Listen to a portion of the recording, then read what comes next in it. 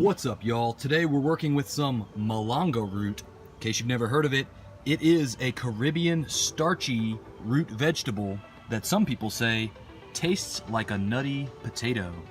It's got a beautiful look to it.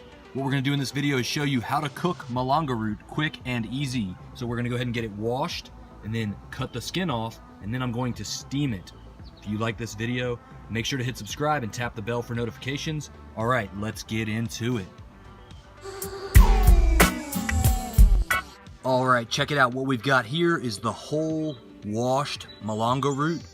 And what you want to do is you want to go ahead and trim the skin off. It's kind of hard to do this with one hand.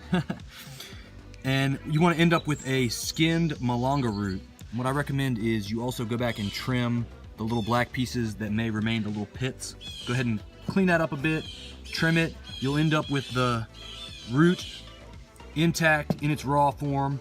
And then from there, what I recommend is you go ahead and cut it up into chunks so it'll cook easier.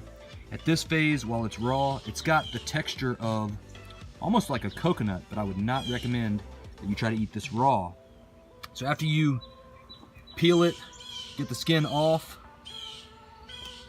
go ahead and cut it into chunks, and then it's ready to get steamed. So we're gonna go ahead and chunk the rest of these up, chunk them up, and throw them in a pot and cook them. All right, check it out. I recommend y'all let these boil for about 20 to 25 minutes, but I wanted to show you something. You want to keep an eye on this and make sure that it doesn't boil over if you keep the lid on tight.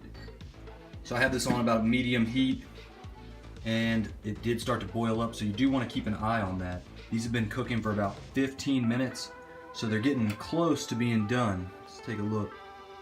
Still a little bit tough, not quite as tender as I want them to be. So we're gonna let these go about 20-25 minutes.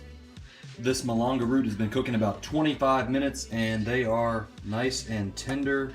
This is just where I want them. So I'm gonna go ahead and turn them off. Even though I did turn the heat down, the pot still boiled over. So once you get it boiling, make sure you bring it down to a very low simmer so that the pot doesn't boil over. That's my final tip, and I hope you guys enjoy.